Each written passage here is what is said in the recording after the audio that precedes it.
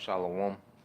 First and foremost, I would like to give all praise and glory unto Yahweh, Bahashem, Yahawashi, Bahashem, Rakakadash. Double honors unto the apostles and the elders of GMS who rule well, teach well, being great examples to his younger brothers, and peace and blessings, salutations to the hopeful lake out there pushing his word and truth and in sincerity across the four winds in the name of Yahweh, Bahashem, Yahawashi, pushing to get up out of here. Shalom to the hopeful lake, the believers, the listeners whom have came back to the obedience of the scriptures through faith in Yahweh Bashem Shai. All right, and what I want to get into, is a scripture, that's often brought out, by men and women. All right, and then even in the Christian church, they bring these things out. Okay, and they have a real westernized understanding of the scriptures when you read Ephesians 5:25. Okay, and we're going to delve into it in the spirit, and get more, okay, spiritual and Eastern, standard towards this scripture, okay? Because when you go to Ephesians 5:25, it reads, husbands, love your wives, even as Yahawashai also loved the church and gave himself for it. Now, Christians will take that, especially the nigga woman in Christianity, and take that as a husband is supposed to be, all right, just spoiling her with gifts, purses, and just being this passive, romantic, guy, all right, husband. But that is not what that means. And the reason, we're gonna go into this because as we coming in towards, the end, all right, moves are being made, and there's going to be situations, that change, for brothers and for sisters. And, there's a lot of dynamics, dealing with, some brothers came into the ministry, already with a woman. Okay, some brothers, came into the ministry and they got a woman, okay, later on, you know, and you probably have a woman that don't believe. And then you have, some brothers that, while they're in the ministry, they are linked up with a woman that believes. So there's a lot of dynamics, and what I'm going to go to, you apply it to your situation, accordingly, or, just use it as a perspective, to think on. Maybe it can help you, maybe, and you don't need the perspective if you're good, but just putting it out there for those that do. Now, I'm going to read it again, okay? This is Ephesians 5:25. It says, husbands, love your wives even as Yahawashi also loved the church and gave himself for it. So, to understand what this is saying, you have to understand how Yahawashi was dealing with the church, okay? And who was he dealing with, was the disciples that was with him daily. And I want to get accounts so we can see, the interaction between Yahawashi, okay, and the church, okay? Now, when you get the book of Mark, all right, the book of Mark,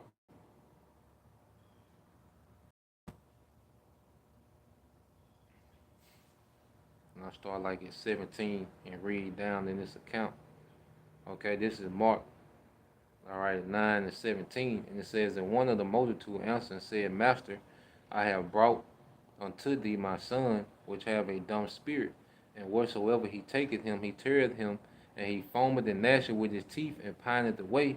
And I spake to thy disciples that they should cast him out, and they could not. He answered him and said, O faithless generation, how long shall I be with you? How long shall I suffer you? Bring him unto me. So we're seeing, Yahweh get kind of frustrated, because of the lack of faith. Okay, the lack of faith, all right, that they was having over these simple problems because they was seeing him doing miracles all the time. And then when something, would happen, they would get to panicking, all right, and he would get frustrated, man. Okay, but he did have patience and he continued to deal. Okay, and that's, dealing with our women, okay, they do simple shit, you know? And then you'll be like, God damn, you see? But we understand we gotta have patience with our women just Yahawashi had patience with us. Okay, there's a thing of patience that comes with it. And I'm saying if this, now I say this ain't the one size fits all, man. You know, lesson. You might be in some, some bugged out crazy shit. Hey, if you like it, I love it. But just putting a perspective out there in general. Hey, it's times that we have to have patience. All right, with the woman as Yahweh Shai had patience with us. Okay, but yeah, it get frustrated. Like, God damn, you know. It says, and they brought him unto him, and when he saw him straight away, the spirit tear him, and he fell on the ground and wallowed foaming. And he asked his father, how long is it ago since this came upon him? And he said, of a child. And oftentimes they had cast him into the fire and into the waters to destroy him. But if thou canst do anything, have compassion on us and help us. Yahushua said unto him, if thou canst believe, all things are possible to him that believeth. Okay? And a lot of change is motivated by faith. You know? Like when someone really believes, that's when you start seeing a change in how they move. You know? So Yahweh Shai is what are you doing? He was frustrated, but now, all right, he's exhorting them to believe. Look, just believe more. Anything possible. He was frustrated, but then now he's dealing with him like, okay, look, you got just believe. Believe anything. He was telling them pretty much I can do anything, just believe. You know? And it says, verse 24, it says, and straight away, the father of the child cried out and said with tears, Lord, I believe, help thou mine unbelief. Okay, so you see, Jake was like, I believe, and help my unbelief, you know. So he was really, he showed submission, all right, to what? The counsel of Yahweh Shai. Because Yahweh Shai just told him, look, if thou believest anything is possible, then I believe. But wherever I don't believe, help me, And that was showing what, man? Submissiveness. You see? So it's a give and take as men, are having patience.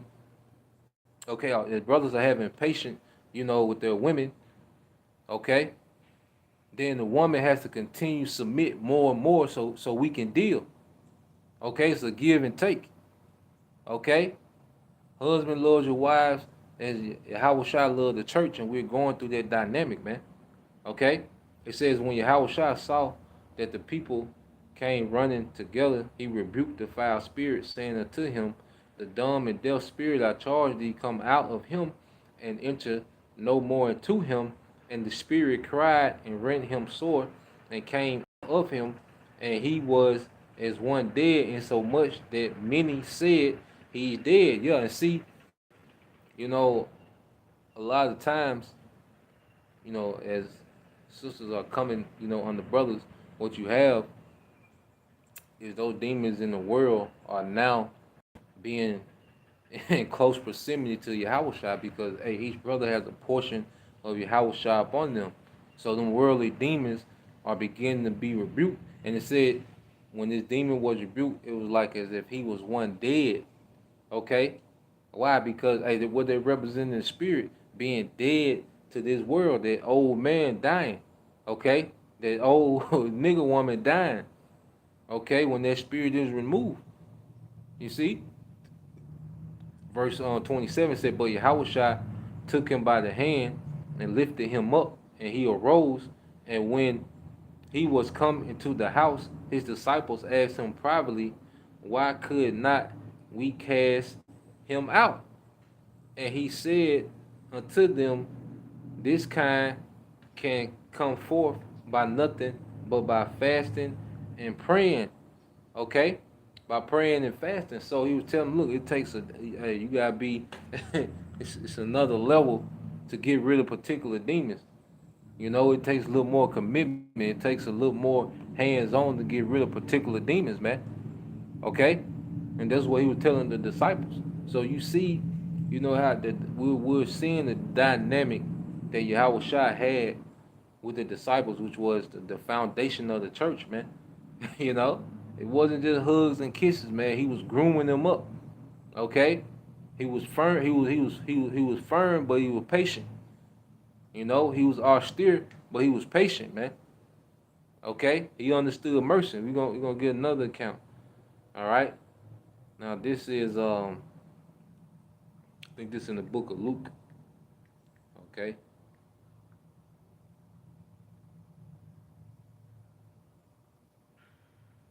I think no, this is in Matthew 2. All right.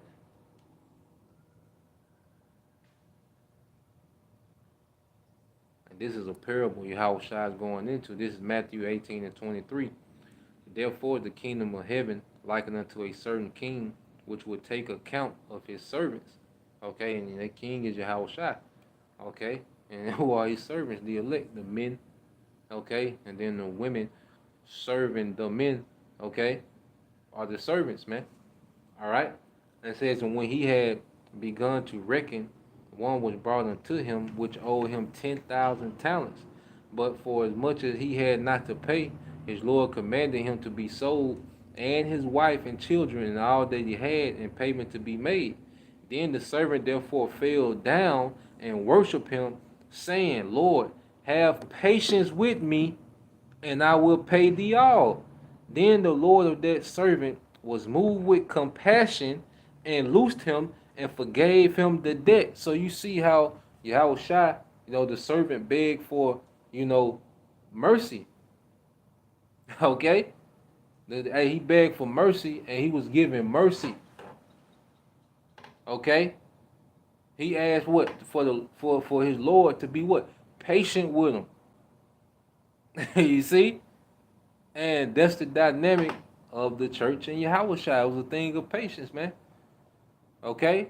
So as we dealing, as brothers, I know, like, when we first come in, man, we be hurt. Brothers ain't gonna say shit. We hurt, we traumatized, we messed up, with these, encounters and experience, with women, been played so much, lied to so much, hurt, heartbroken, So yeah, you kind of get your rocks off, and you be out there on the highways and byways on your tippy toes, okay, garment shaking, mad as hell at Eve, man, But then you get to a point where as we mature in the faith, and you understand the mercy that we've been given, all right. You know that hey, some women, all right, are going to require mercy. Shit, some women, the Lord is going to put the spirit on brothers to have mercy on, man. You see, well, it's not going to be all. I'm gonna bounce it out, man. Brothers, stick with me. Hey, y'all going soft, You gonna bounce it out, man. Stick with me, brother. We got it, bro. But going back into it, I finished reading. It says, the servant therefore fell down and worshiped him, and as we have begun to worship Yahawashi, mercy has been opened up, And it says, saying, Lord, have patience with me, and I will pay thee all. Then the Lord of that servant was moved with compassion and loosed him and forgave him the debt. But the same servant went out and found one of his fellow servants, which owed him 100 pence, and had laid hands on him, and he took him by the throat, saying, pay me that thou owest. All right, so here it is. He's been forgiven for 10,000 talents. This nigga owed a fortune. But then he's forgiven, and then he goes off and grabs up somebody who owes him, 100 pence. All right, he's grabbing him by the throat. Okay, it says, and his fellow servant fell down at his feet and besought him, saying, have patience with me, and I will pay thee all.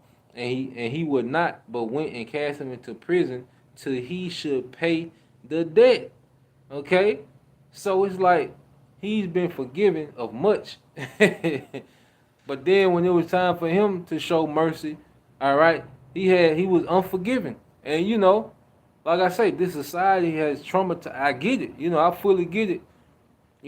As young Men, coming up, we've been played and trodden down for so long, self-esteem through, you know, and you will have this unforgiving spirit, but you gotta remember, Yahawashi is constantly having patience with us, man. He's constantly having mercy on us, you know. So we have to, remember that as we, enter into these situations, man, or we dealing with the situation that the Lord, got for us, man. You know, and he says, and he would not, but went and cast him into prison till he should pay the debt. So when his fellow servants saw what was done, they were very sore and came and told unto their Lord all that was done. Then his Lord, after that he had called him, said unto him, O thou wicked servant, I forgave thee all that thou did, thee all that did, okay, because thou desirest me, all right? Shouldest not thou also have compassion on thy fellow servant, even as I have pity on thee? And his Lord was wroth and delivered him to the tormentors till he should pay all that was due. So likewise shall my heavenly Father do also unto you, if it says, if ye from your hearts forgive not every one his brother their trespass, man. And that begins with brothers in faith, as well. Because hey, brothers, sometimes offend each other, man. Sometimes brothers go off, you know, but they're still, we can't be unforgiving, you know. And then even toward, particular women who the Lord, is has intentions, okay, on having mercy on. He's gonna put the spirit, because he's gonna have mercy on that woman, through brothers, So brothers can't just be having that unforgiving spirit, you see, and just be, wild and too over righteous, expect the woman to be on, this tip top level, you know. It's not gonna be that way. Now there should be expectations, as a man, for, your household. You should have expectations, man. You know, and each brothers will be different, and you gotta have red lines, which are things that, hey, you do this is over, and that like I say, that varies, that no one can give you the specific, guideline on how to do that, but you know, it can't be overbearing. You see, it take patience and mercy, and let's go to another precept, and then we'll, okay, get about two more. Now this is Yahawashi cursing out the scribes and Pharisees, and it was because of how they were. Okay.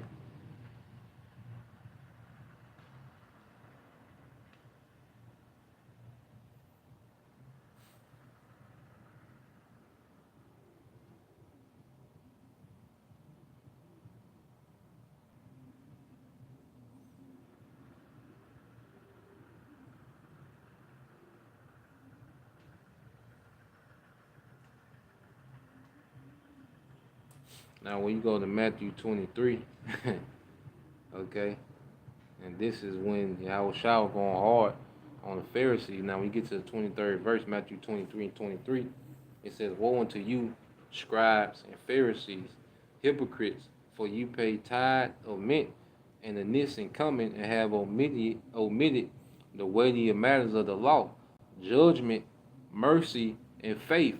These ought you to have done, and not to leave the others undone. So he was getting on them because they was going through the motions of, paying tithes, of all these goodly things.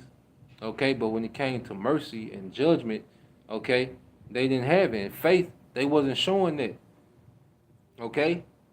So he was telling them, look, y'all don't have no mercy, y'all judgment off, because if you don't have mercy, your judgment gonna be off, man. That unforgiving, you ruling with an iron fist. Okay?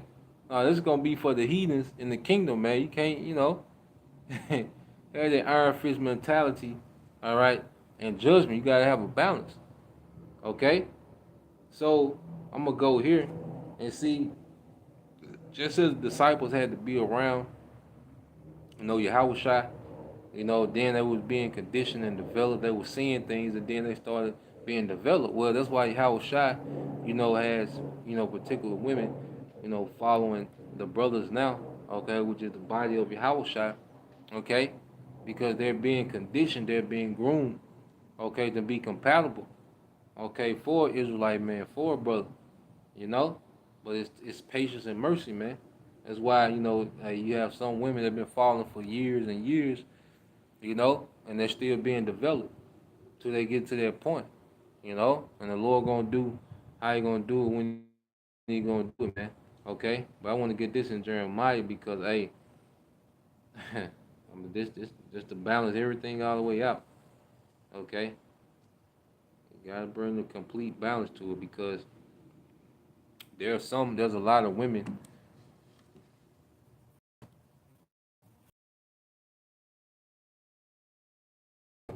so-called black women, you know, a lot of them are like the way that it is deep. Like when you go into the wounds and trauma and the the way that Esau has pretty much enchanted our women. Like the so-called black woman in America is by far the most damaged woman on earth. Like you know. Then here you go. And like this ain't coming from a position of hurt, but just through experience and just really not trying to, cause in the world we were just so obsessed with just trying to deal with Eve. We seen, she had the body, you just trying to, get some box. But then when you're not in that energy anymore, when you're not in that spirit anymore, and you just kind of observe, the woman and kind of observe her decision making and kind of observe like how she think, and then you had all these different talking points come out, with Kevin Samuels and different, the red pill community and women really started exposing how they thought, and we like you really seen like goddamn these motherfuckers through like they jacked up, severely, you know, and it's like damn. And when you think about it, when you look at it, it's like god damn, like, but hey, that's just what it is, man. That's why I get some scripture on it. This Jeremiah 24:3 says, Then saith the Lord unto me, What seest thou, Jeremiah? And I said, Figs, the good figs, very good, and the evil, very evil, that cannot be eaten. They are so evil. Okay, so the good figs represent the elect. Okay, and the evil figs represent the non-elect, man. Because there are, Israelite men and women that are just so, corrupted and, damaged that there's nothing that can be done. They just done. Okay, there is that. Now, this ain't a call for mercy to every, a woman in America, every Israelite woman, in America, man. Okay, this is for those whom the Lord, all right, is putting in the spirit to be submissive, to have the mindset to do right, man. Okay, but there's a lot of women that are just so damaged beyond repair. There's nothing that can be done. Just like there's a lot of men, that Howard shot, he's not even attempting to deal with them because they're so damaged. Okay, but the ones that he's dealing with, that's because he's deciding to have mercy on them, man. Okay, so this is, let me finish this out. And it says, And again the word of the Lord came unto me, saying, Thus said the Lord, the power of Israel, like these good figs, so will I acknowledge them that are carried away captive of Judah, whom I have sent out of this place into the land of the Chaldeans for their good. Yeah, and we're in the land of the Chaldeans now, which is America. Okay? And he says, For I will set my eyes upon them for good. So whom the Lord is deciding to have mercy on, now he's dealing with us and putting us in a position to win, you know? And the women that he wants to be delivered, he's going to put them in positions to win, okay? And it says, And I will bring them again to this land, and I will build them and not pull them down, and I will plant them and not pluck them up. So there's going to be a elect, okay, remnant of men and women whom the Lord chose to have mercy. All right. And in this time of grace, he's been patient with us, man, as we've been building up, you know, until what? To something he desires, man. Okay? So I'll leave it here. This is Matthew 23. No, this is Matthew 9. Matthew 9. You know, but like I say that there's a women that's bad, like nothing can be done. You know, the Jakes as well. Okay? So brothers remember that. You know, the same telling you to be reckless and just be, you know, I say passive and, you know, like I say, you know your situation.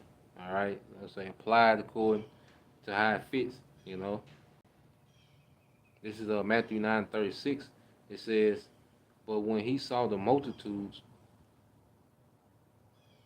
I start at 35. It says, and Yahawashi went about all the cities and villages, teaching in their synagogues and preaching the gospel of the kingdom and healing every sickness and every disease among the people. Okay? And we know that we have a lot of, you know, spiritual sickness, all right, as a people. But whom the Lord is choosing to have mercy on, he's beginning to heal their sickness, man. You know? Because you look at the culture we was raised up in, man, and the women is way more affected by this culture because women are meant to receive, you know? Men are meant, all right, to dominate, to conquer, okay? To pretty much do their own thing. A woman is meant to be receptive, okay, of authority, okay? So this rulership, all right, of Esau Edom has deeply penetrated the woman, man. You know, we got to understand this is what we're dealing with, okay? You're gonna have those that hey, the Lord's gonna have mercy on, that He's gonna put a spirit, you know, of healing, you know, He's gonna put a spirit, all right, of healing, you know, that's gonna start that healing process, all right. And I keep reading. It says, but when he saw the multitude, he was moved with compassion on them because they fainted and were scattered abroad as sheep having no shepherd. Then said he unto his disciples, the harvest truly is plenteous, but the laborers are few. Pray ye therefore the Lord of the harvest that he would send forth laborers into his harvest, man. You know? So just as Yahweh you know, had compassion, you know, on the church, you know, there's a level of compassion, you know, husbands have to have, you know, toward the wives, you know. You apply it, like I say, you apply it to your situation, you know, however needed, okay. I say it might not be needed. It's just putting the perspective out there. You know, and Lord will, it was helpful, man. I say we're in the time now, you know, where the Lord is gathering his people, you know, and moves are going to be made. So when these things happen, we have to have the balance and the patience, you know, to deal with it.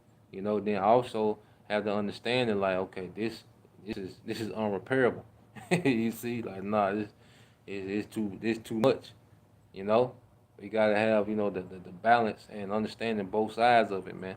You know, understanding okay, this situation is beyond repair, you know, or okay, this, you know, hey, she just need a little guidance, you know, need a little patience and guidance. She gonna be good, you know. So Lord Widow is edifying. Till next time I say Shalom, Kwam Yashala, Abba Ball, DTA soon, Shalom.